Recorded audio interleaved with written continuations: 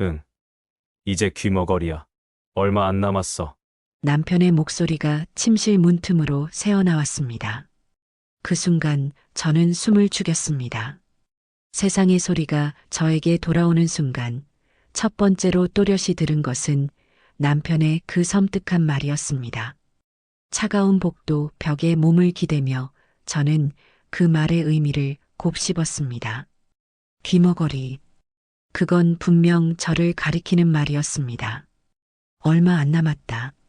무엇이 얼마 안 남았다는 것일까요? 손끝이 차가워지고 등줄기로 식은 땀이 흘러내렸습니다. 남편은 전화 통화를 이어갔습니다. 목소리를 더 낮추어 무언가를 속삭였지만 안타깝게도 그 내용은 정확히 들리지 않았습니다. 청력이 완전히 회복된 것은 아니었습니다. 희미한 소리 속삭임처럼 낮은 소리는 여전히 제게는 안개 속의 메아리 같았습니다. 그때 남편의 발소리가 문 쪽으로 다가왔습니다. 순간적으로 어떻게 반응해야 할지 갈등했습니다. 심장이 목구멍까지 올라오는 것 같았습니다. 손끝이 차가워졌습니다. 20년 동안 늘 솔직했던 제가 처음으로 거짓말을 할 준비를 했습니다. 이 순간의 선택이 앞으로의 제 삶을 어떻게 바꿀지 모른 채 저는 여전히 청력이 없는 척하기로 결심했습니다. 문이 열리고 남편과 눈이 마주쳤습니다. 그의 얼굴에 놀란 표정이 스쳐 지나갔습니다. 한순간이었지만 눈썹이 살짝 치켜 올라가고 입술이 미세하게 떨리는 그 찰나의 변화를 정확히 읽을 수 있었습니다. 여보, 언제 왔어? 남편의 목소리에는 당황함이 묻어났습니다. 그 목소리의 떨림을 느낄 수 있었습니다.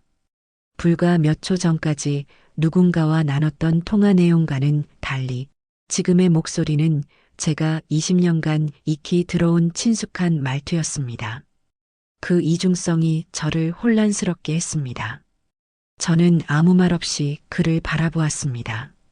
소리를 들을 수 없는 사람처럼 그의 입술만 주시했습니다. 눈빛에 의문을 담아 고개를 갸웃했습니다. 마치 그의 말을 읽지 못한 것처럼 보이려 했습니다. 남편의 표정이 순식간에 안심으로 바뀌었습니다. 그 미세한 변화를 놓치지 않았습니다. 어깨에 긴장이 풀리고 주름진 이마가 펴지는 것을 보았습니다. 남편은 제가 그의 통화를 듣지 못했다고 확신한 것입니다. 남편은 곧 다정한 표정으로 다가와 저를 포옹했습니다. 그의 체온이 전해졌습니다. 익숙한 남편의 향기가 코끝을 스쳤습니다. 그리고 제 귓가에 속삭였습니다. 많이 힘들지? 그 순간 제 심장이 얼어붙는 것 같았습니다. 귓가에 닿는 그의 숨결, 따뜻한 손길, 다정한 목소리, 모든 것이 거짓으로 느껴졌습니다. 한순간에 낯설어진 남편의 품에서 저는 한 달 전 느꼈던 공포와 혼란을 똑같이 느꼈습니다. 그날 아침, 저는 평소와 다름없이 출근 준비를 하고 있었습니다. 커피 머신에서 커피가 내려지는 소리, 뉴스 진행자의 목소리, 샤워실에서 물 떨어지는 소리. 그 모든 일상의 소리들이 갑자기 사라졌습니다. 처음에는 일시적인 현상이라 생각했습니다. 귀를 틀어막았다 떼기를 반복했습니다. 하지만 소용없었습니다. 세상이 무성 영화처럼 변해버렸습니다. 돌발성 난청으로 보입니다. 치료를 당장 시작해야 하지만 경과는 알 수 없습니다. 의사의 진단을 핸드폰 메모장으로 전달받던 순간이 떠올랐습니다. 남편에게 난청이래, 경과는 알 수 없대라고 핸드폰 메시지를 보여주는 순간 그의 표정이 일그러졌던 그날의 기억이 생생합니다. 그날부터 제 삶은 완전히 달라졌습니다. 귀가 들리지 않은 사람으로서의 삶이 시작된 것입니다. 그리고 무엇보다 큰 문제는 제가 평생을 바쳐 일군 기업, 한울식품에서 물러나야 했다는 것입니다. 작은 반찬 가게에서 시작해 전국 유통망을 갖춘 중견기업으로 성장한 한울식품은 최근 해외 진출을 앞두고 있던 중요한 시기였습니다. 하지만 청력 상실로 인해 경영 일선에서 물러나야 했고 부사장을 맡고 있던 남편이 회사를 전담하게 되었습니다. 그런 혼란과 공포 속에서도 남편의 지지는 제게 유일한 위안이었습니다. 그는 매일 아침 저를 병원에 데려다 주었고 밤에는 제 손을 잡고 위로해 줬습니다. 그렇게 그의 따뜻한 눈빛이 저를 위로했습니다. 병원에서는 고용량 스테로이드 치료를 시작했습니다. 제 담당 의사인 강동철 의사는 돌발성 난청에는 이 방법이 가장 효과적이라고 설명했습니다. 치료가 계속되면서 간혹 희미한 소리가 들리기 시작했지만 그것이 착각인지 현실인지 구분하기 어려웠습니다. 기대와 실망이 오갔습니다. 그리고 남편이 회사 일로 중요한 출장을 일주일간 다녀온 사이 제 상태에 변화가 생겼습니다. 어느 날 아침 창문을 열었을 때 새소리가 희미하게 들렸습니다. 너무 놀라 숨을 멈췄습니다. 그리고 조심스럽게 손뼉을 쳐보았습니다. 희미하게, 아주 희미하게 그 소리가 들렸습니다. 그리고 오늘 아침 의사는 제 청력이 점차 회복되고 있다고 확인해 주었습니다. 기적이라고 했습니다. 너무나 기뻤습니다. 집으로 돌아가는 택시 안에서 라디오 소리를 들으며 눈물을 흘렸습니다. 그리고 남편에게 이 기쁜 소식을 전하러 집으로 왔는데 귀머거리 얼마 안 남았다.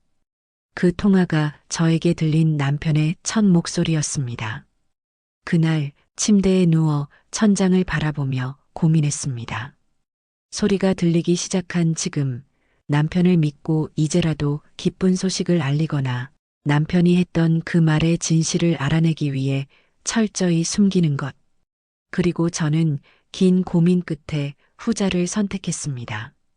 귀머거리 얼마 안 남았다. 그 말의 의미가 정확히 무엇인지 확인해야 했습니다. 며칠이 지났습니다. 귀가 들리지 않은 이후부터 아침마다 남편은 제게 귀에 좋은 영양제라며 약을 챙겨주었습니다. 예전에는 고마움으로 받아들였던 그 행동이 이제는 의심스러운 눈으로 보였습니다. 그러나 저는 평소와 같이 행동했습니다. 약을 받아 입에 넣고 물을 마시는 척하다가 화장실에 가서 몰래 버렸습니다. 저녁 식사 후 거실 테이블에 앉아 책을 읽고 있을 때였습니다.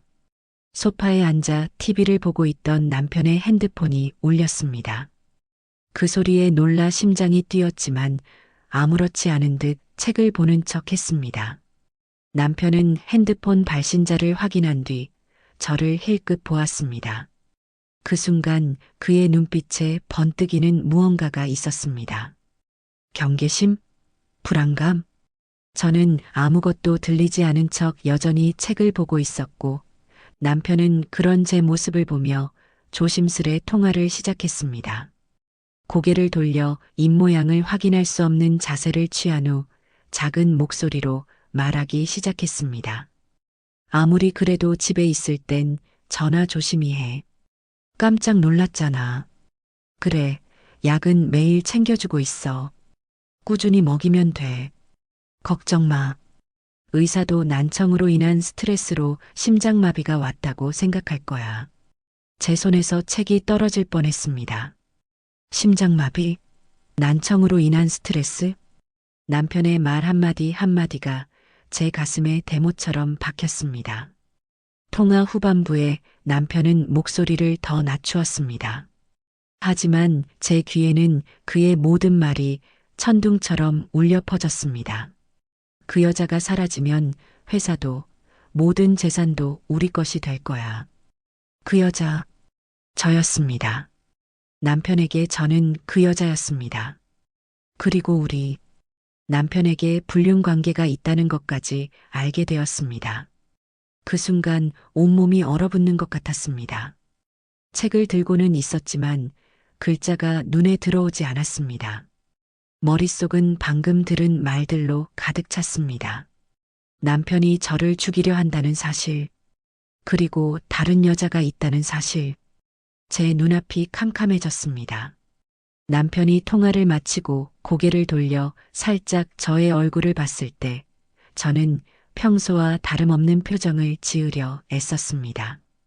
그는 제 옆에 앉아 제 어깨를 감쌌습니다. 그 손길이 이제는 독사의 접촉처럼 느껴졌습니다. 피곤해 보이네. 일찍 자는 게 어떨까? 남편이 핸드폰 메모장으로 보여준 메시지에 저는 고개를 끄덕였습니다. 그의 얼굴을 직접 보지 않으려 애썼습니다.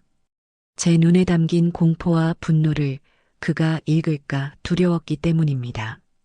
침실로 들어가 혼자 남겨졌을 때 저는 베개에 얼굴을 묻고 소리 없는 울음을 터뜨렸습니다. 20년 결혼 생활이 한순간에 무너졌습니다. 제가 가장 신뢰했던 사람이 저를 죽이려 한다니, 그리고 누군가와 함께 새로운 삶을 꾸리려고 한다니. 창문으로 스며드는 달빛이 침대 한 구석을 비추고 있었습니다. 그 빛 아래 놓인 결혼사진이 눈에 들어왔습니다. 행복하게 웃고 있는 저와 남편의 모습. 그 미소가 이제는 모두 가면처럼 느껴졌습니다. 문득 저희가 아이를 갖기 위해 시도했던 수많은 날들이 떠올랐습니다. 결혼 5년 차, 사업도 안정되고 미래를 꿈꾸며 아이를 가지려 했던 때였습니다. 처음에는 자연스럽게 임신을 기다렸습니다. 하지만 1년, 2년이 지나도 소식이 없자 병원을 찾았습니다. 그리고 저의 불임 진단. 그날 집으로 돌아오는 차 안에서 흘린 뜨거운 눈물이 다시 느껴지는 듯 했습니다. 이후 시작된 여러 번의 시술과 실패, 그리고 날이 갈수록 점점 멀어져가는 남편의 마음. 처음에는 괜찮아. 우리는 둘이서도 행복해라고 말하던 그가 나중에는 아이 얘기만 나오면 방을 나가버리던 모습. 내가 아이를 가질 수 없다는 이유로 그는 나를 미워했던 걸까? 그 미움이 이렇게까지 커져버린 걸까? 마지막 시술 실패 후 남편은 더 이상 시도하지 말자고 했습니다. 그때 실망이 가득 찬 그의 눈빛이 아직도 가슴에 박혀 있습니다. 하지만 지금 이런 남편의 행동은 불임으로 인한 실망으로 연결짓기에도 용서할 수 없는 파렴치한 행동입니다. 순간 정신이 번쩍 들었습니다. 남편에게 다른 여자가 생긴 게 나의 불임 때문인가? 라고 순간 생각했던 제 자신이 바보 같았습니다. 정신을 차려야 했습니다. 더 이상 자책할 시간은 없었습니다. 이제는 진실을 찾아야 했습니다. 20년간 일군 회사, 제 인생의 모든 것을 지켜내기 위해 강해져야 했습니다. 남편과 그의 공범이 누구든 그들의 계획을 밝혀내고 정의를 실현해야 했습니다. 다음 날 아침 화장대 앞에서 평소보다 더 신경 써서 화장을 했습니다. 오랜만에 제 회사를 방문하기 위해서였습니다. 남편의 불륜 상대가 회사 안에 있을 거라고 저는 직감적으로 알 수 있었습니다. 제 눈으로 누군지 확인해야 했습니다. 옷장 앞에 서서 오랫동안 고민했습니다. 남편의 불륜녀가 보기에 여전히 당당한 여성으로 보이고 싶었습니다. 결국 평소 제가 회사에 갈 때 자주 입던 네이비 블루 정장을 골랐습니다. 제 트레이드 마크와 같은 옷이었습니다. 넥타이 핀 같은 작은 액세서리까지 신경 쓰면서 저는 CEO 박영자로 완벽하게 변신했습니다. 현관을 나서기 전 남편에게 문자를 보냈습니다. 오늘은 병원 진료하고 친구 잠깐 만나요. 저녁 늦게 들어올 거예요. 거짓말이 점점 익숙해지고 있었습니다. 택시를 타고 회사로 향하면서 머릿속으로 계획을 정리했습니다. 사전 연락 없이 방문해 그들의 반응을 살펴봐야 했습니다. 특히 남편과 가까운 여직원들을 주의 깊게 관찰할 예정이었습니다. 한우식품 본사 건물 앞에 도착했을 때 가슴이 뛰었습니다. 제가 평생을 바쳐 일군 회사였습니다. 그러나 지금은 낯선 곳처럼 느껴졌습니다. 로비에 들어서자 안내 데스크의 직원이 놀란 표정으로 일어났습니다. 그녀의 얼굴에 진심 어린 반가움이 묻어났습니다. 저는 미소로 답하며 손을 흔들었습니다. 로비를 지나 엘리베이터로 향하는 동안 저를 알아본 직원들이 놀란 표정으로 인사를 건넸습니다. 모두들 제 귀가 들리지 않는다고 알고 있었기에 그들은 조심스럽게 고개를 숙이거나 손을 흔들었습니다. 그들의 표정에서 궁금증과 걱정이 섞인 감정을 읽을 수 있었습니다. 엘리베이터를 타고 8층 임원실이 있는 곳으로 올라갔습니다. 문이 열리자 저를 본 임원실 비서가 깜짝 놀라며 자리에서 일어났습니다. 저는 핸드폰을 꺼내 미리 준비해둔 메시지를 보여주었습니다. 회사가 보고 싶어서 왔어요. 남편은 어디 있나요? 비서는 당황한 기색이 역력했습니다. 부회장님은 지금 회의실에서 중요한 미팅 중이십니다. 제가 바로 알려드릴게요. 비서가 서둘러 회의실로 향하는 모습을 지켜보았습니다. 그녀의 다급한 발걸음에서 무언가를 느낄 수 있었습니다. 평소와는 다른 분위기였습니다. 몇 분 후 회의실 문이 열렸고 당황한 표정의 남편이 나왔습니다. 그는 억지 미소를 지으며 저에게 다가왔습니다.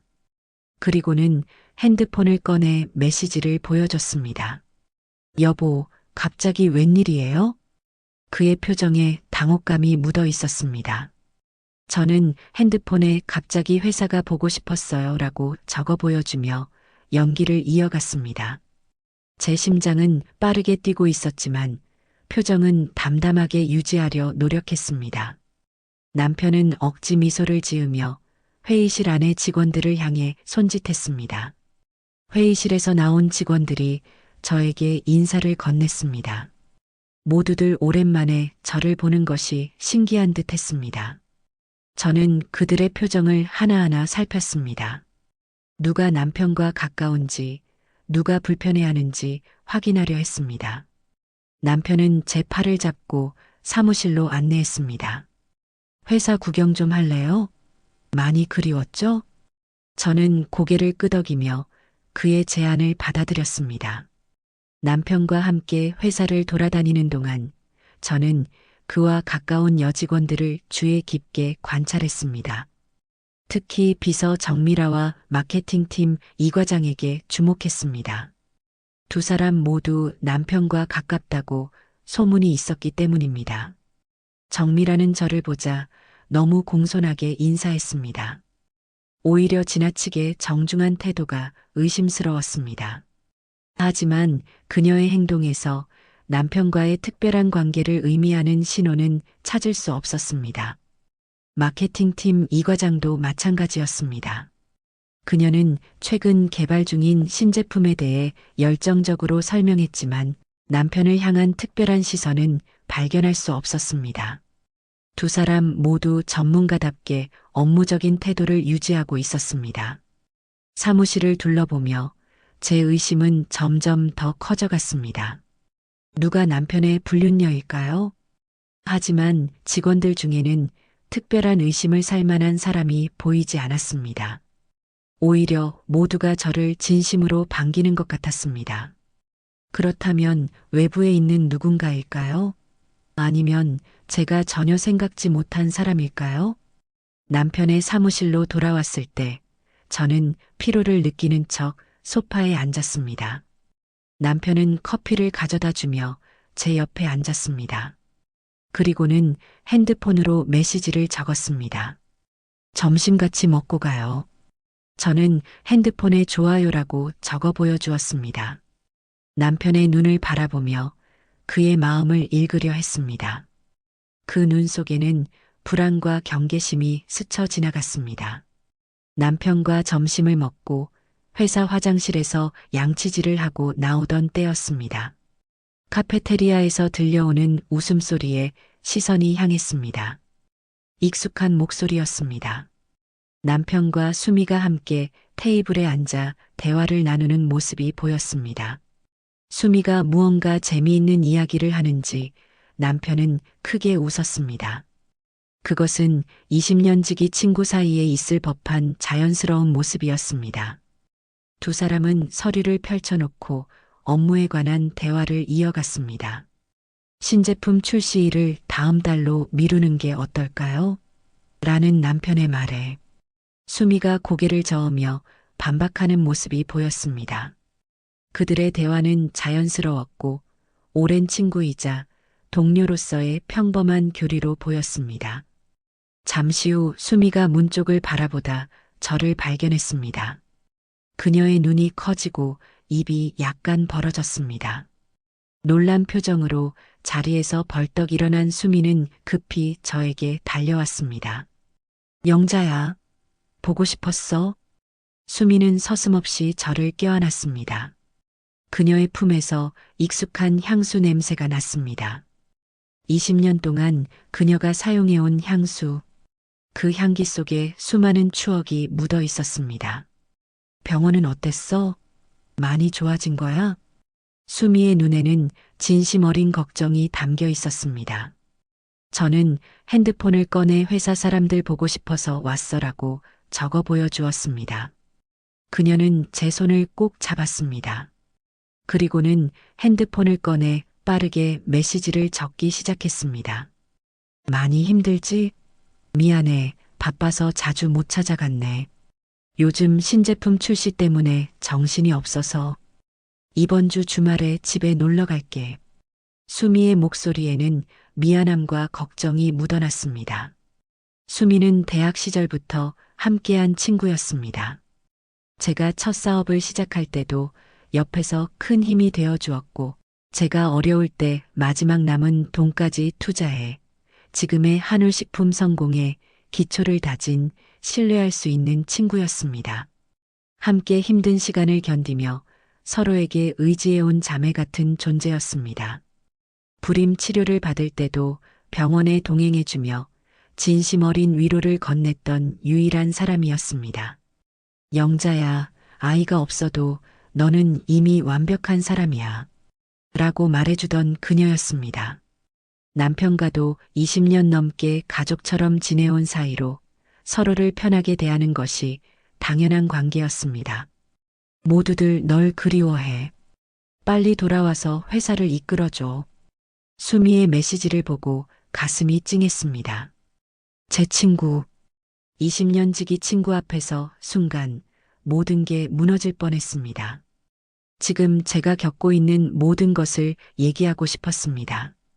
남편의 이상한 통화, 그 약, 모든 걸 털어놓고 수미의 조언을 구하고 싶었습니다. 하지만 그럴 수 없었습니다. 아직 저에겐 증거가 부족했습니다. 모든 증거를 모을 때까지 저는 귀가 들리지 않는 척 연기해야 했습니다. 그렇게 저는 그날 아무런 성과 없이 집으로 돌아가야 했습니다. 그리고 그 주 주말이었습니다. 현관벨 소리에 조금 놀랐습니다. 남편이 문을 열자 수미가 화사한 미소와 함께 커다란 과일 바구니를 들고 서 있었습니다. 영자는 어디 있어요? 수미의 목소리가 현관에서 들려왔습니다. 거실에 있어. 남편이 대답했습니다. 수미가 거실로 들어오자 저는 반가운 미소로 그녀를 맞이했습니다. 수미는 과일 바구니를 테이블 위에 올려놓고 제 옆에 앉았습니다. 많이 보고 싶었어. 남편은 부엌에서 차를 준비해 왔고 세 사람은 거실 테이블에 둘러앉았습니다. 평화로운 주말 오후 오랜 친구와의 담소. 하지만 이 모든 것이 곧 산산조각 날 줄은 상상도 못했습니다. 수미가 다정하게 제 손을 잡았습니다. 그녀의 손은 따뜻했습니다. 20년 우정의 온기가 느껴졌습니다.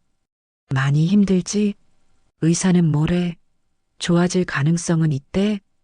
그녀는 핸드폰으로 메시지를 보여줬고 그녀의 눈에는 진심 어린 걱정이 담겨 있었습니다. 저는 핸드폰을 꺼내 치료 중이야. 아직은 차도가 없어라고 적어 보여주었습니다. 수미는 걱정스러운 표정을 지었습니다. 꼭 좋아질 거야. 영자가 얼마나 강한 사람인데. 그리고 평범한 대화가 이어졌습니다. 회사 이야기, 최근 있었던 일들. 그러던 중 제가 잠시 핸드폰을 보고 있었을 때였습니다. 문득 공기의 흐름이 바뀐 게 느껴졌습니다. 수미가 갑자기 제 옆에 앉은 남편을 향해 몸을 돌렸습니다. 정훈 씨, 그때 그 호텔 정말 좋았어요. 우리 조만간 한 번 더 가요. 순간 공기가 얼어붙는 것 같았습니다. 남편이 놀란 표정으로 저를 힐끗 보았습니다. 그의 눈에는 경계심이 어렸습니다. 하지만 곧 제가 듣지 못한다고 확신하고 오히려 이 상황을 즐기듯 대화를 이어갔습니다. 그래, 나도 정말 좋았어. 다음에는 더 좋은 방으로 예약할게. 두 사람의 대화를 듣는 순간 머릿속이 하얘졌습니다. 가슴이 너무 빨리 뛰어 숨이 막힐 것 같았습니다. 핸드폰만 뚫어지게 바라보며 계속해서 귀를 기울였습니다. 수미가 다시 입을 열었습니다. 그나저나 약은 잘 먹고 있어요? 남편이 고개를 끄덕였습니다. 당연하지. 수미의 목소리가 더 낮아졌습니다. 우리 지금까지 온 길 잊지 마세요. 정훈 씨는 너무 오래 그녀의 그림자였어요. 그리고 난 항상 영자 옆에서 2인자였죠.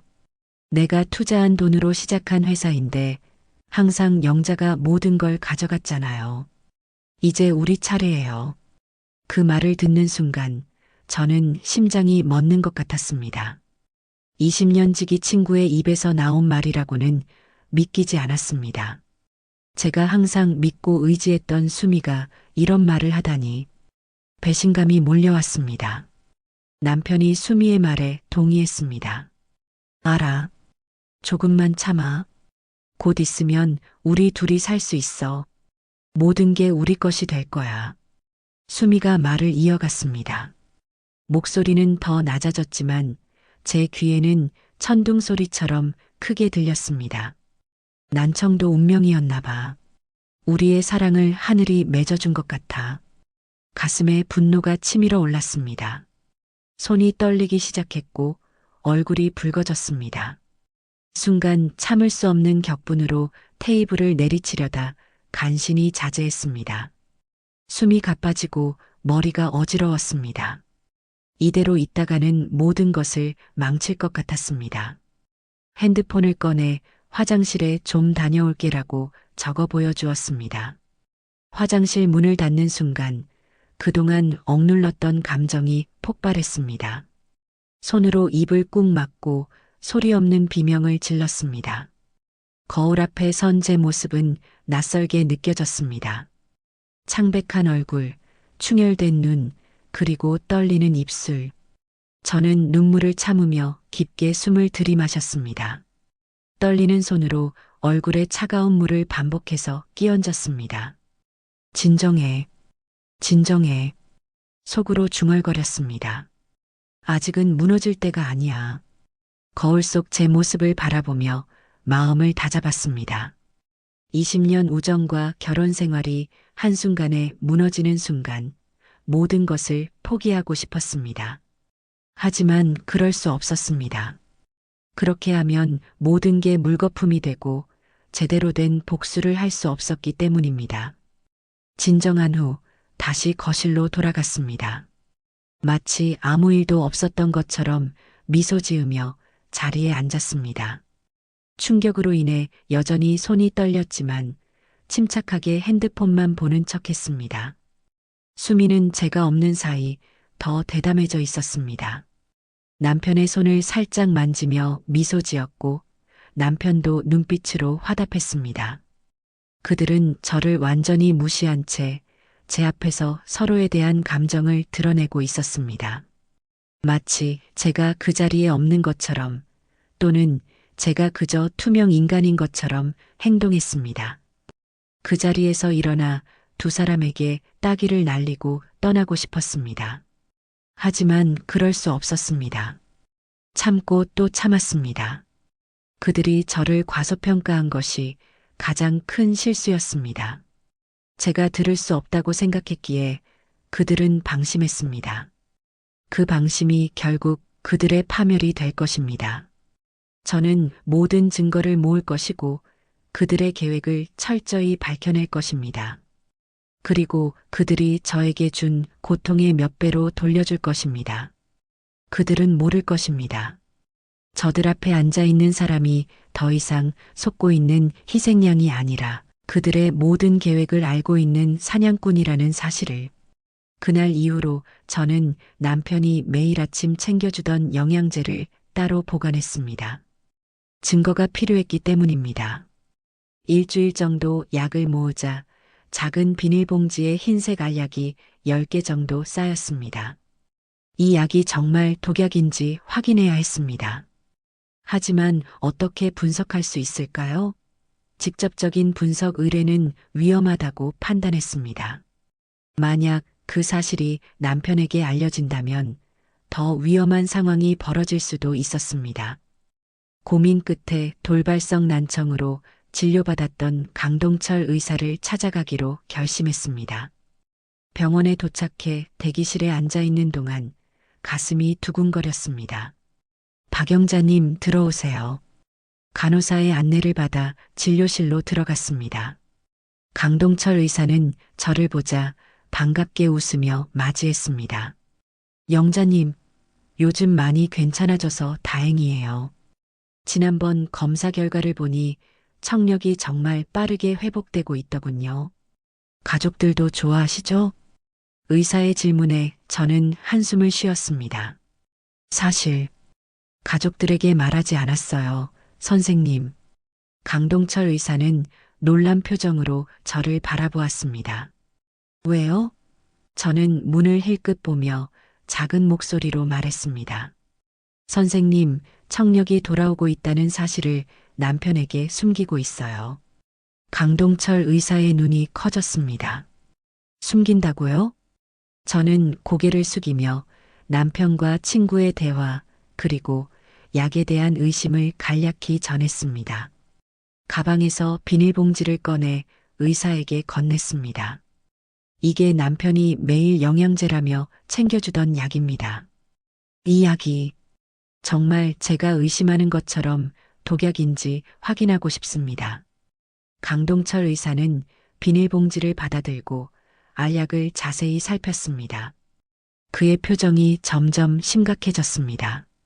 이건 단순히 의료적 문제를 넘어선 범죄 행위의 가능성이 있습니다. 제가 신뢰할 수 있는 법의학 전문가를 소개해 드리겠습니다. 의사는 제 손을 꼭 잡고 말했습니다. 영자님, 정말 큰일을 겪고 계시는군요. 제가 도와드리겠습니다. 그리고 필요하다면 증인이 되어 드리겠습니다. 그의 진심 어린 걱정에 눈물이 차올랐습니다. 누군가 제 말을 믿어주고 도와준다는 것이 얼마나 큰 위안이 되는지 모릅니다. 2일 후 강동철 의사에게서 전화가 왔습니다. 분석 결과가 나왔다고 했습니다. 서둘러 병원으로 향했습니다. 진료실에 들어서자 강동철 의사와 함께 모르는 중년의 남성이 앉아 있었습니다. 영자님, 이분은 제가 말씀드렸던 법의학 전문가 김 교수님입니다. 김 교수는 심각한 표정으로 저를 맞이했습니다. 그가 가져온 서류를 펼쳐 보여주었습니다. 분석 결과, 이 약에는 심장 박동 조절 약물의 고농도가 함유되어 있습니다. 장기간 복용 시 심장 기능에 심각한 영향을 줄 수 있는 성분입니다. 강동철 의사가 부연 설명했습니다. 이 약물은 저용량으로는 심장 질환 치료제로 쓰이지만 고농도로 장기간 복용하면 심장 리듬의 이상을 일으켜 심장마비를 유발할 수 있습니다. 순간 숨이 막혔습니다. 제 의심이 사실로 확인된 것입니다. 남편은 정말로 저를 죽이려 하고 있었습니다. 그것도 아주 교묘하게 자연스러운 죽음으로 위장하려 했습니다. 영자님, 이 일은 경찰에 즉시 신고하셔야 합니다. 김 교수가 말했습니다. 저는 고개를 저었습니다. 아직은 아닙니다. 더 많은 증거가 필요해요. 그들의 관계와 계획의 전모를 모두 밝혀내야 합니다. 강동철 의사는 고민하는 표정을 지었지만 제 결정을 존중해 주었습니다. 알겠습니다. 하지만 더 이상 그 약을 복용하시면 안 됩니다. 당연히 그럴 생각은 없습니다. 하지만 남편이 의심하지 않도록 복용하는 척은 해야 해요. 강동철 의사는 잠시 생각에 잠기더니 말했습니다. 제가 똑같은 모양의 가짜 알약을 제공해 드리겠습니다. 남편의 의심을 피하실 수 있을 겁니다. 그렇게 저는 가짜 알약을 받아 집으로 돌아갔습니다. 이제 확실해졌습니다. 남편이 저를 서서히 죽이려 한다는 증거를 갖게 됐습니다. 하지만 이것만으로는 부족했습니다. 집으로 돌아오는 택시 안에서 저는 다음 단계를 계획했습니다. 남편과 수미의 불륜 관계를 증명할 결정적인 증거가 필요했습니다. 그들이 만나는 장소, 대화 내용, 모든 것을 확보해야 했습니다. 그것이 저를 완전히 구하고 정의를 실현할 수 있는 유일한 방법이었습니다. 집으로 돌아와 저는 즉시 남편의 신용카드 명세서를 찾아냈습니다.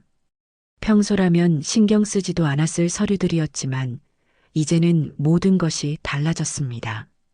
한 장 한 장 꼼꼼히 살펴보던 중 한 가지를 발견했습니다. 최근 몇 개월간 남편의 카드로 그랜드 호텔 결제가 4번이나 있었습니다. 출장을 갔다고 한 날짜와 일치했습니다. 저는 직감적으로 알았습니다. 이제 그들을 현장에서 잡아야 했습니다. 달력을 확인해 보니 이번 주 금요일 남편이 중요한 출장이 있다고 했던 날이 있었습니다. 직감이 말해주었습니다. 그날 그들은 다시 만날 것입니다. 그날 저녁 남편에게 다가가 핸드폰으로 메시지를 적었습니다. 이번 주에 친정에 다녀올까 해요. 엄마 아빠가 보고 싶어서요. 좀 쉬다 올게요. 남편은 잠시 고민하는 듯 하다가 미소 지으며 고개를 끄덕였습니다. 그의 눈에서 안도감이 번뜩이는 것을 놓치지 않았습니다. 금요일 아침 저는 여행 가방을 챙겨 집을 나섰습니다. 남편은 평소보다 더 다정하게 배웅해 주었습니다. 그것이 그의 죄책감을 달래는 방법인지 아니면 저를 속이고 있다는 기쁨 때문인지는 알 수 없었습니다. 택시를 타고 그랜드 호텔 근처 작은 모텔로 향했습니다. 모텔 방에 짐을 풀고 선글라스와 모자, 그리고 평소와 다른 스타일의 옷으로 갈아입었습니다. 거울을 보니 다른 사람이 된 것 같았습니다. 이런 모습으로 변장해야 한다는 사실이 가슴 아팠지만 진실을 밝히기 위해서는 필요한 일이었습니다. 오후부터 그랜드 호텔 로비 카페에 자리 잡고 앉았습니다.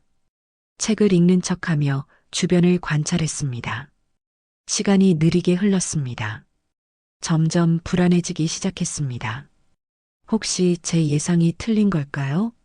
그들이 다른 곳에서 만나기로 한 걸까요? 저녁 7시경, 마침내 그들이 나타났습니다. 남편이 먼저 호텔에 들어왔고 10분 후 수미가 뒤따라 들어왔습니다. 그들은 로비에서 만나 서로를 바라보며 미소 지었습니다. 마치 오랫동안 기다려온 순간을 맞이한 것처럼 보였습니다. 순간 가슴이 찢어지는 것 같았습니다. 제 눈앞에서 펼쳐지는 광경이 현실이라니 믿기지 않았습니다. 남편은 수미의 손을 잡았고 두 사람은 친밀하게 대화하며 체크인 카운터로 향했습니다. 그들의 모습에서 서로를 향한 애정이 묻어났습니다. 20년 동안 믿고 의지했던 두 사람이 저를 배신한 채 이렇게 행복해 보인다니. 떨리는 손으로 핸드폰을 꺼내 사진을 찍기 시작했습니다. 둘이 손을 잡고 있는 모습, 체크인하는 장면, 엘리베이터로 향하는 모습까지 여러 장의 사진을 찍어 확실한 증거를 확보했습니다. 그들이 엘리베이터에 오르는 것을 지켜보며 저는 카페 의자에 깊이 몸을 기댔습니다. 이제 의심의 여지가 없었습니다. 모든 것이 사실이었습니다. 남편과 수미는 불륜 관계였고 그들은 함께 저를 해치려 했습니다. 이제 그 증거를 모두 확보했습니다. 호텔을 나와 모텔로 돌아가는 길, 가로등 아래 서서 잠시 하늘을 올려다보았습니다. 별 하나 없는 어두운 밤하늘이 제 마음처럼 캄캄했습니다. 하지만 이제 그 어둠 속에서 나아갈 길이 보였습니다. 더 이상 혼란과 의심 속에 갇혀 있지 않았습니다. 진실을 알았고 그 진실을 바탕으로 복수를 계획할 수 있었습니다. 모텔에서 이틀을 보낸 후 저는 집으로 돌아왔습니다. 현관문을 열자 남편이 반갑게 맞이했습니다. 남편은 밝게 웃으며 제 짐을 들어주었습니다. 저는 마음속으로 쓴웃음을 지었습니다. 그랜드 호텔에서 수미와 함께 밤을 보냈던 남편이 이렇게 자연스럽게 행동할 수 있다니 연기의 달인이 따로 없었습니다. 하지만 이제 저도 연기를 할 줄 알았습니다. 복수의 순간이 올 때까지 최상의 연기를 보여주기로 다짐했습니다. 며칠이 지나고 어느 저녁 식사 중에 남편이 핸드폰으로 메시지를 보여줬습니다. 이번 주말에 수미 생일이야. 친구들이랑 다 같이 모이기로 했는데 당신도 갈래? 그 말을 듣는 순간 가슴이 빠르게 뛰기 시작했습니다. 이것이 운명의 기회였습니다. 저는 평온한 표정을 유지하며 핸드폰을 꺼냈습니다. 피곤해서 그냥 쉴래요. 나 대신 축하해줘요라고 적어 보여주었습니다. 남편은 안심한 듯 미소를 지었습니다. 그 미소 뒤에 숨겨진 안도감을 읽을 수 있었습니다. 제가 파티에 가지 않아야 수미와 함께 있는 시간을 마음껏 즐길 수 있으니까요. 수미의 생일. 이보다 더 완벽한 타이밍은 없었습니다. 모든 진실이 밝혀질 순간이 왔습니다. 고요한 토요일 저녁이었습니다. 수미의 생일 파티가 열리는 저택 앞에 택시가 멈춰 섰습니다. 저는 미리 준비한 선물 상자를 손에 든 채 집 앞에 서 있었습니다. 거실 창문을 통해 웃음소리와 음악이 흘러나왔습니다.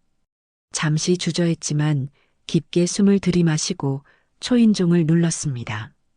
수미의 생일 파티 장소에는 여러 명의 친한 지인들이 모여 있을 겁니다. 그들 중 대부분은 20년 넘게 알고 지낸 사람들이었습니다. 우리의 사업 초창기부터 함께 해온 동료들, 수미와 제가 대학 시절부터 알고 지내던 친구들, 이 모든 사람들이 오늘 진실을 목격하게 될 것입니다.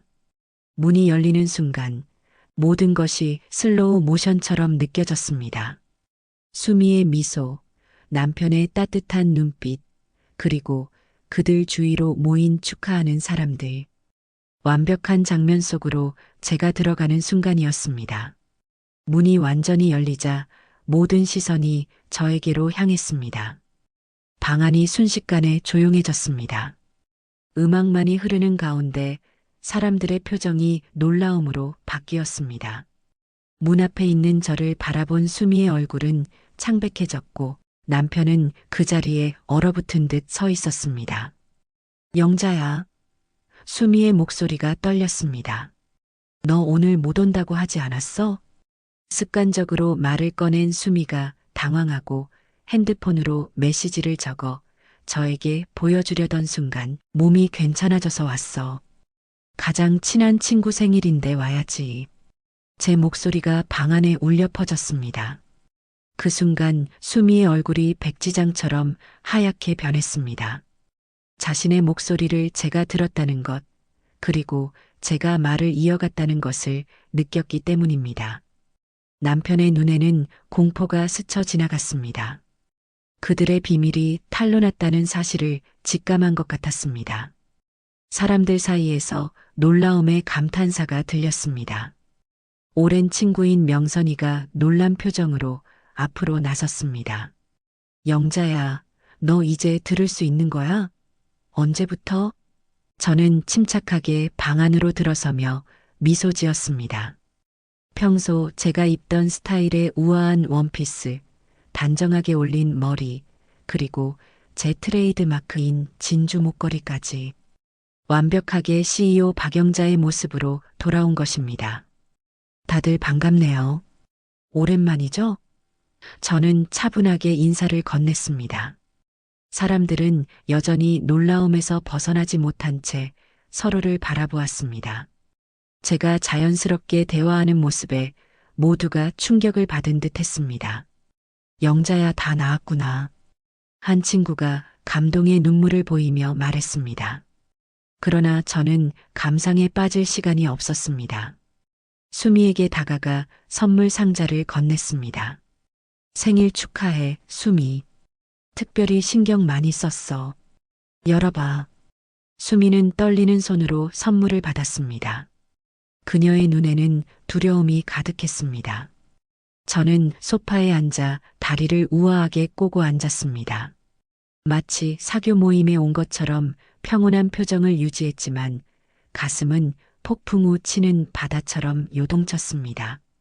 모든 사람들의 시선이 집중된 가운데 수미가 떨리는 손으로 선물 상자를 열기 시작했습니다. 복잡한 감정들이 그녀의 얼굴을 스쳐 지나갔습니다.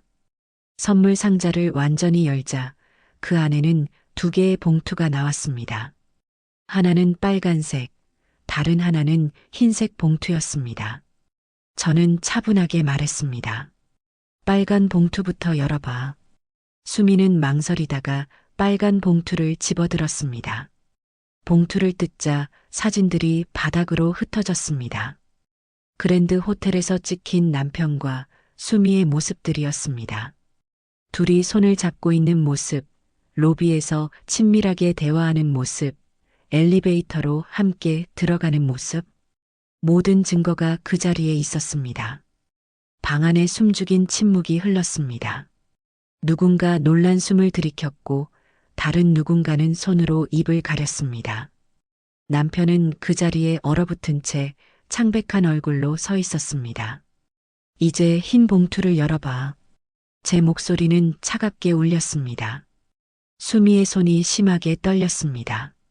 그녀는 흰 봉투를 집어들고 조심스럽게 열었습니다. 그 안에는 법의학 전문가의 약물 분석 결과가 들어 있었습니다. 남편이 매일 저에게 먹이던 영양제의 성분 분석 결과와 그 효과에 대한 상세한 설명이 적혀 있었습니다. 심장박동 조절 약물의 고농도, 함유, 장기간 복용 시 심장마비 유발 가능성, 매우 높음. 누군가 보고서의 일부를 소리내어 읽었습니다. 남편과 수미는 창백해진 얼굴로 어찌할 바를 몰라 했습니다. 그들의 비밀이, 그들의 계획이 모두 밝혀진 순간이었습니다. 저는 천천히 일어나 방 중앙으로 걸어갔습니다. 모든 시선이 저를 향했습니다. 당당하게 서서 입을 열었습니다. 20년 동안 우리가 함께 쌓아온 신뢰가 이렇게 무너질 줄은 몰랐어. 내가 청력을 잃었을 때 너희들은 내 목숨까지 빼앗으려 했지. 하지만 내가 지금 이 자리에 선 것은 우리의 오랜 지인들이 너희의 진짜 모습을 알아야 한다고 생각했기 때문이야. 저는 지인들을 향해 말을 이어갔습니다. 여러분, 이 2사람이 저에게 한 짓을 보세요. 제가 난청으로 고통받을 때 이들은 제 회사와 재산을 빼앗기 위해 독약을 먹이고 살인을 계획했어요. 제 인생에서 가장 소중히 여겼던 2사람의 진짜 모습입니다. 방 안은 충격과 공포로 가득 찼습니다.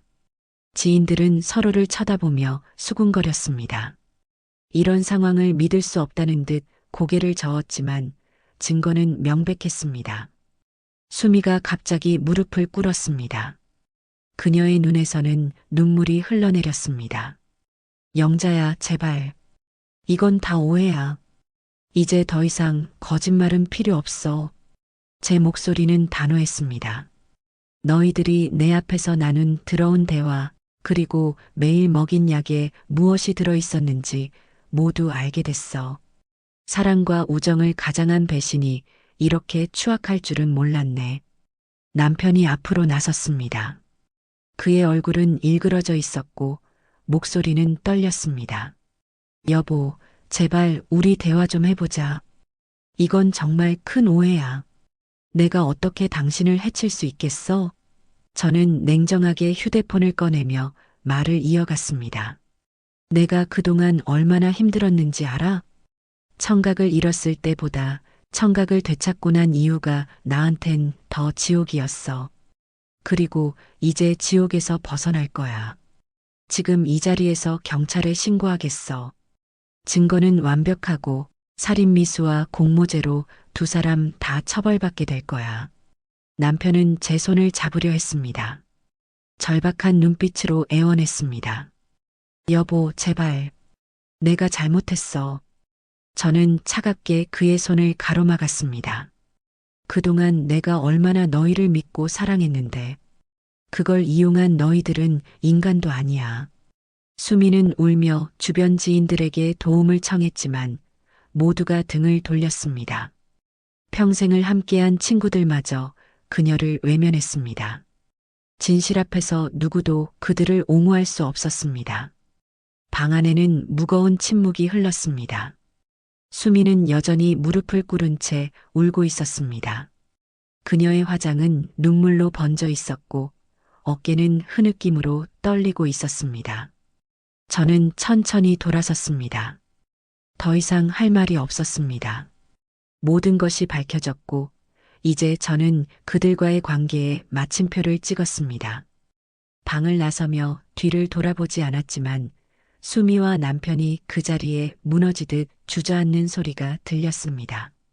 수미의 집을 나와 택시 안에 홀로 앉았을 때 비로소 그동안 참았던 눈물이 쏟아졌습니다. 폭포수처럼 흘러내리는 눈물을 멈출 수 없었습니다. 20년의 우정과 결혼 생활, 그 모든 추억과 신뢰가 산산조각난 밤이었습니다. 택시기사님의 시선은 신경도 안 쓴 채 한참을 울었습니다. 복수는 달콤하지 않았습니다. 그들의 얼굴에서 읽은 공포와 당혹감, 주변 사람들의 충격에 찬 시선, 이 모든 것이 제게 승리감을 가져다 주진 않았습니다. 하지만 진실은 반드시 밝혀져야 했습니다. 그들의 배신으로 제 가슴에 새겨진 상처는 결코 지워지지 않겠지만 이제 저는 앞으로 나아갈 수 있습니다. 새로운 시작을 위해 택시 창문에 비친 제 모습은 지쳐 보였지만 눈빛은 달라져 있었습니다. 더 이상 배신당한 희생자가 아닌 진실을 직면하고 새 삶을 시작할 준비가 된 강인한 여자의 눈빛이었습니다. 남편과 수미의 재판은 6개월이나 지속되었습니다. 증거 수집부터 증언까지 긴 시간이 필요했습니다. 법정에 선 남편과 수미의 모습은 파티장에서 보았던 그들과는 완전히 달랐습니다. 자신감 넘치던 표정은 사라지고 지친 얼굴로 최후 변론을 듣고 있었습니다. 피고인 김정훈, 최수미는 살인 미수 및 공모 혐의로 각각 징역 7년을 선고합니다. 판사의 망치 소리가 법정에 울려 퍼졌습니다. 제 귀에는 그 소리가 또렷하게 들렸습니다. 청력은 완전히 회복되었고 이제 모든 소리를 분명하게 들을 수 있었습니다. 법정에 있던 사람들 사이에서 작은 술렁임이 일었지만 저는 담담하게 앉아 있었습니다. 남편은 저를 마지막으로 바라보았습니다. 그의 눈에는 후회와 비통함이 담겨 있었습니다. 수미는 고개를 숙인 채 흐느끼고 있었습니다. 이혼 소송은 더 빨리 끝났습니다. 남편의 불륜과 살인 미수 혐의가 인정되어 이혼 소송에서 완전히 승리했습니다. 재산 분할에서도 제가 일군 회사와 모든 재산에 대한 권리를 인정받았습니다. 법원은 악의적 혼인 파탄으로 판단했고 그에 따른 모든 법적 결과는 남편에게 불리하게 작용했습니다. 회사로 돌아왔을 때 모든 상황을 솔직하게 설명했고 모든 직원들은 제 용기와 결단력에 박수를 보냈습니다. 한울식품의 CEO로서 제 위치는 더욱 확고해졌습니다. 불법적인 방법으로 회사를 차지하려 했던 남편과 수미의 계략이 실패로 돌아간 지금 직원들의 신뢰는 더욱 두터워졌습니다. 앞으로 한울식품은 더 투명하고 정직한 경영을 약속드립니다. 제가 겪은 일을 통해 신뢰의 중요성을 다시 한번 깨달았습니다. 모든 직원에게 한 이 말은 제 자신에게도 하는 다짐이었습니다. 배신의 아픔을 딛고 더 강하게 성장하겠다는 약속이었습니다. 법적 문제가 모두 해결된 지 1년, 저는 새로운 결심을 하게 되었습니다. 돌발성 난청을 겪으며 경험했던 그 고통과 외로움이 마음 한구석에 남아 있었습니다. 청각장애인 지원센터를 설립하겠습니다. 회사에 이 계획을 발표했을 때 모두가 지지해 주었습니다. 한울식품의 성공으로 얻은 재산을 의미 있게 사용할 수 있는 기회였습니다. 6개월간의 준비 끝에 드디어 소리의 다리 센터 개관식 날이 왔습니다. 개관식에는 많은 사람들이 참석했습니다. 청각장애인 단체 대표들, 의료계 인사들, 그리고 한울식품의 직원들까지 모두의 시선이 무대 위 저를 향했습니다. 마이크 앞에 서니 긴장되었지만 제가 전하고 싶은 메시지는 분명했습니다. 떨리는 목소리로 연설을 시작했습니다. 제 인생에서 가장 어두운 순간에 청력을 잃었을 때 저는 처음으로 진정한 외로움이 무엇인지 알게 되었습니다. 소리 없는 세상에서 사람들의 입술이 움직이는 것만 보며 그들이 무슨 말을 하는지 알 수 없는 그 좌절감.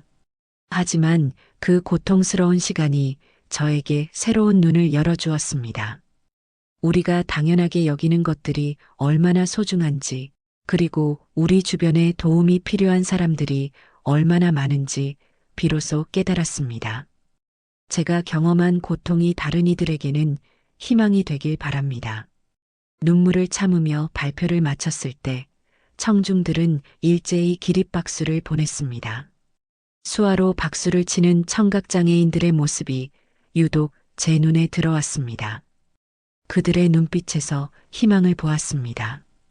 개관식 후 모든 손님들이 떠나고 센터에 홀로 남았습니다. 불을 하나씩 끄며 창밖을 바라봤습니다. 20년간 믿고 의지했던 남편과 친구의 배신 이후 제 마음은 오랫동안 얼어붙어 있었습니다. 하지만 이제 그 얼음이 녹기 시작했습니다. 배신의 상처가 완전히 아물지는 않겠지만 그 상처를 통해 더 깊은 공감과 이해를 배운 것 같았습니다. 그렇게 센터 오픈 2달 후 저의 마음을 완전히 녹여줄 특별한 사랑이 찾아왔습니다. 한 작은 소녀가 사회복지사와 함께 저희 센터 문 앞에 서 있는 모습이 보였습니다. 사장님, 이쪽은 지민이에요. 오늘부터 저희 센터 프로그램에 참여하게 될 아이입니다. 7살 지민이는 작은 체구에 동그란 눈을 가진 아이였습니다. 그러나 그 눈빛은 경계심으로 가득했고 몸은 긴장으로 굳어 있었습니다. 낯선 환경에 불안해하는 모습이 역력했습니다. 안녕, 지민아. 제가 말하자 지민이는 반응을 보이지 않았습니다. 대신 고개를 숙이고 손을 만지작거렸습니다. 사회복지사가 작은 목소리로 설명했습니다. 지민이는 선천성 청각장애가 있어요. 부모님을 일찍 잃고 푸른나무 아동보호시설에서 자라고 있어요. 처음 오는 곳이라 많이 긴장한 것 같아요. 저는 지민의 눈높이에 맞춰 앉았습니다. 그리고 조심스럽게 손짓 언어를 시작했습니다. 센터를 준비하면서 배운 기초적인 수화였습니다. 만나서 반가워. 여기는 재미있는 곳이야. 지민의 눈이 커졌습니다. 놀란 표정으로 저를 바라보더니 조심스럽게 수화로 대답했습니다. 여기 무서워요. 저는 미소를 지으며 계속 수화로 대화했습니다. 처음이라 그럴 수 있어. 나도 한때 소리를 들을 수 없었어. 지민이는 의아한 표정을 지었습니다. 잠시 주저하더니 수화를 이어갔습니다. 선생님도 저처럼 들리지 않았어요? 저는 고개를 끄덕이며 수아와 함께 말했습니다. 그래, 한동안 아무 소리도 들리지 않았어. 정말 무섭고 외로웠지. 하지만 지금은 다시 들을 수 있게 되었어. 지민이의 표정이 조금씩 풀어지는 것이 보였습니다. 그녀의 눈에 있던 경계심이 살짝 사라지고 호기심이 그 자리를 채웠습니다. 센터를 천천히 둘러보며 지민이에게 여러 프로그램을 소개했습니다. 특히 음악실에 들어섰을 때 지민의 눈이 빛났습니다. 그랜드 피아노를 유심히 바라보는 모습이 눈에 띄었습니다. 피아노에 관심이 있니? 제가 물었습니다. 지민이는 소심하게 고개를 끄덕였습니다. 피아노 옆으로 다가가 조심스럽게 건반에 손을 올려놓았습니다. 소리는 나지 않았지만 그녀의 표정에서 열망이 느껴졌습니다. 피아노를 배우고 싶니? 지민이의 눈이 반짝였습니다. 다시 고개를 끄덕였습니다. 우리 센터에 피아노 교육 프로그램이 있어. 같이 피아노를 배워보자. 그날부터 제가 직접 지민이의 피아노 수업을 담당했습니다. 일주일에 2번 방과 후에 센터에서 만나 피아노를 통해 소통했습니다. 지민이는 놀라운 속도로 배워나갔습니다. 그리고 시간이 지날수록 지민이와 저 사이에 특별한 유대감이 형성되었습니다. 어느 날 지민이를 시설로 데려다 주기 위해 방문했을 때 그곳의 열악한 환경에 충격을 받았습니다. 오래된 건물, 좁은 방에 여러 아이들이 함께 생활하는 모습, 그리고 관심의 부재. 지민이가 이런 환경에서 자란다는 사실이 가슴 아팠습니다. 그날 밤 저는 큰 결심을 했습니다. 지민이를 입양하기로 한 것입니다. 불임으로 인해 아이를 가질 수 없었던 제게 이것은 새로운 도전이자 기회였습니다.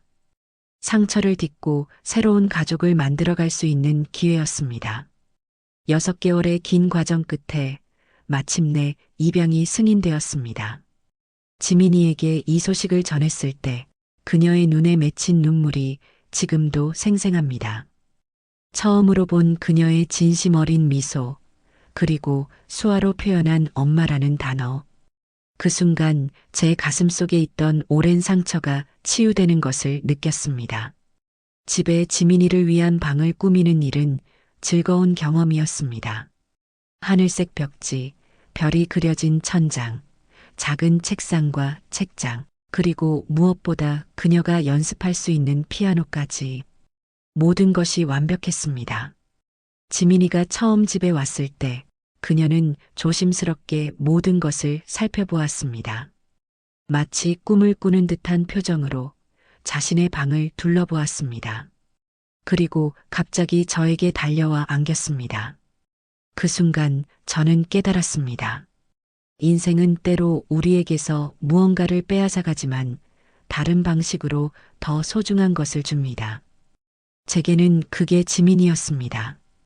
이제 저희는 새로운 삶을 시작했습니다. 아침에 함께 일어나 아침 식사를 하고 학교와 회사에 각자 떠나고 저녁에 다시 만나 하루를 나누는 일상. 배신과 상처로 얼어붙었던 제 마음에 지민이가 따뜻한 봄을 가져왔습니다. 3년이 흐른 지금 지민이는 10살이 되었고 피아노 실력이 놀라운 속도로 향상되었습니다. 그녀는 진동을 느끼며 연주하는 특별한 방법을 완벽하게 터득했습니다. 지민이의 작은 손가락이 건반 위를 춤추듯 움직였습니다. 쇼팽의 녹턴을 연주하는 그녀의 표정은 진지했습니다.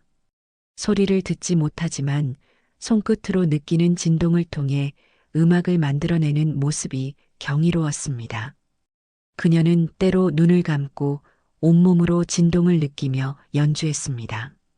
연주가 끝나고 지민이가 제게 시선을 돌렸습니다. 그리고 수아로 물었습니다. 엄마, 소리가 어때요? 저는 수아와 말로 동시에 대답했습니다. 아름다워. 우리 지민이 피아노가 내 인생에서 가장 아름다운 음악이야. 지민이의 얼굴에 환한 미소가 번졌습니다. 제 눈에는 행복한 눈물이 맺혔습니다. 지민이를 품에 안으며 그녀의 따뜻함을 느꼈습니다. 이 순간이 얼마나 소중한지, 얼마나 특별한지 다시 한번 깨달았습니다. 창밖으로 단풍이 물든 나무들이 보였습니다. 계절은 변하고, 시간은 흐르고, 상처는 아물어갑니다.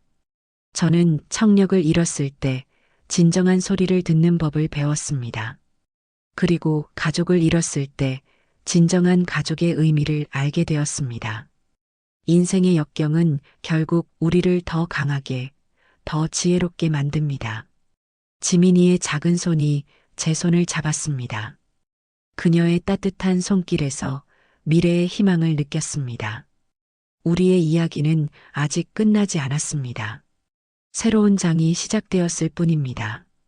그리고 이 새로운 장은 사랑과 신뢰, 그리고 진실로 채워질 것입니다. 더 이상 과거의 배신과 상처에 묶여 있지 않았습니다. 이제 저는 앞으로 나아가고 있었습니다. 지민이가 다시 한번 피아노를 연주하기 시작했습니다. 이번에는 베토벤의 엘리제를 위하여였습니다.